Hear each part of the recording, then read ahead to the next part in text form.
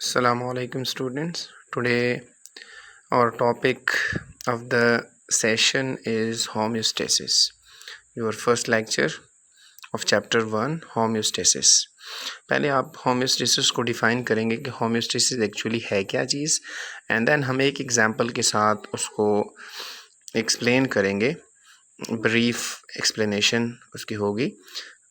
Homeostasis हम कहते हैं the protection of internal body environment from the harms of fluctuation in external environment. यानी हम अपने इंटरनल बॉडी इन्वायरमेंट को कैसे बचा सकते हैं, प्रोटेक्ट कर सकते हैं उन फ्लक्चुएशंस, उन तब्दीलियों से जो एक्सटर्नल इन्वायरमेंट में आती है.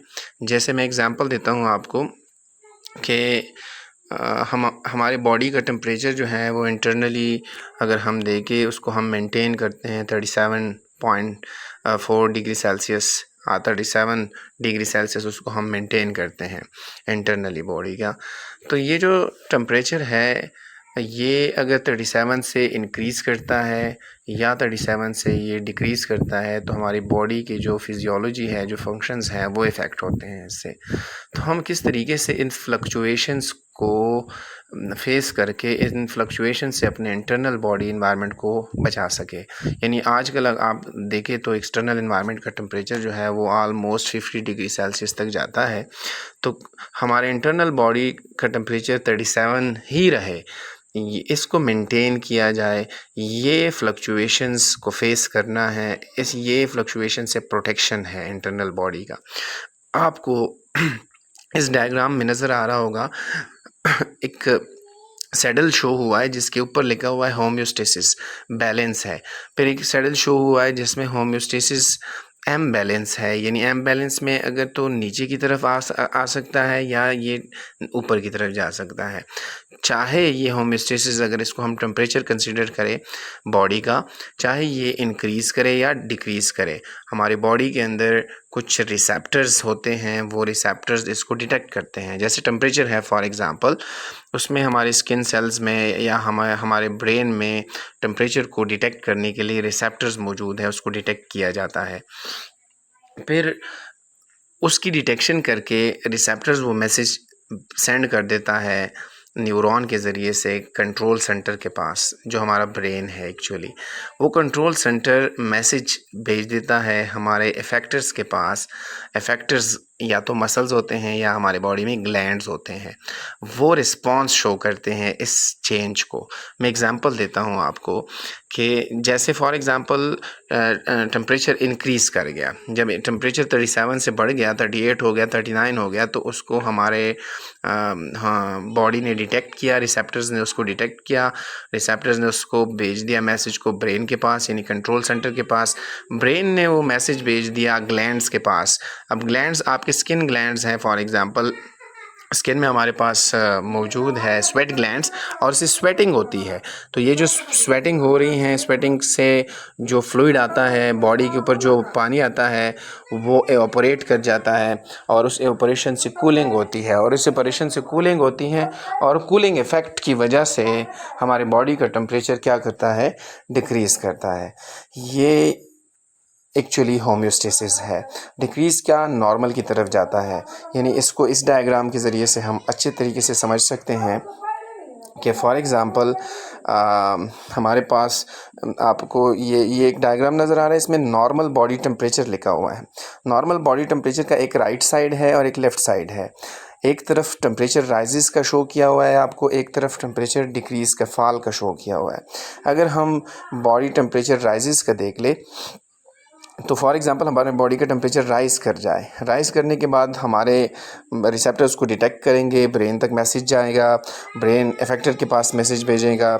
यानी वो मसल्स भी हो सकते हैं, वो ग्लैंड्स भी हो सकते हैं और इस तरह रिस्पॉन्स वो शो करेंगे.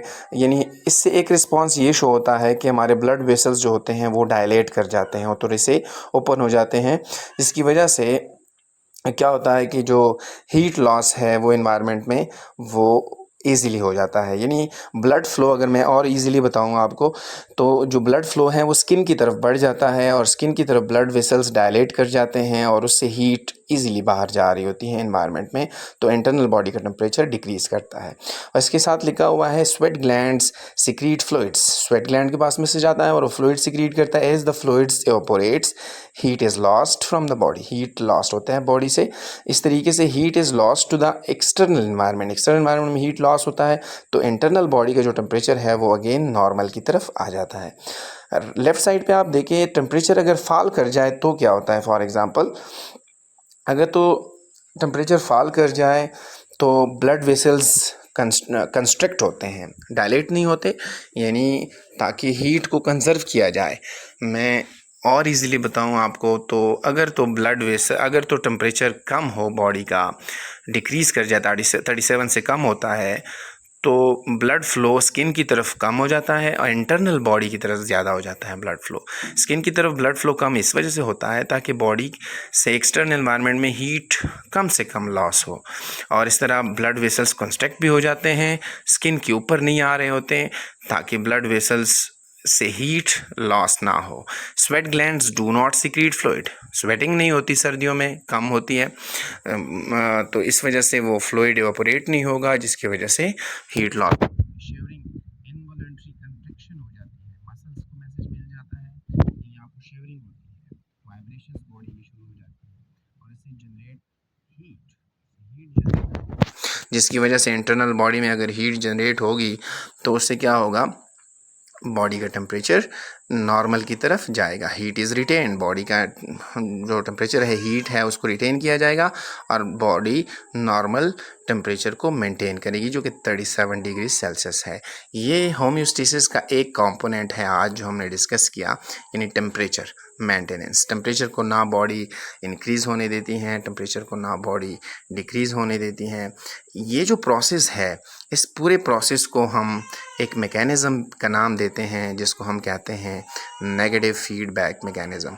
अगर तो टेम्परेचर बढ़ता है तो उसको बॉडी किसी न किसी तरीके से रिवर्स करके नॉर्मल की तरफ लेकर आती है। अगर तो बॉडी का टेम्परेचर कम होता है तो भी इस तरह कोई स्पेसिफिक मैकेनिज़्म बॉडी पर अप्लाई करके उस टेम्परेचर को वापस रिवर्स करके डिक्रीज़ कर नॉर्मल की तरफ ले आता है। इस प्रोसेस को हम नेगेटिव फीडबैक मैकेनिज़्म कहते हैं। इसमें अगर कोई किसी का क्वेश्चन हो तो आप पुट कर सकते हैं व्हाट्सएप ग्रुप में। थैंक यू, अल्लाह हाफिज़।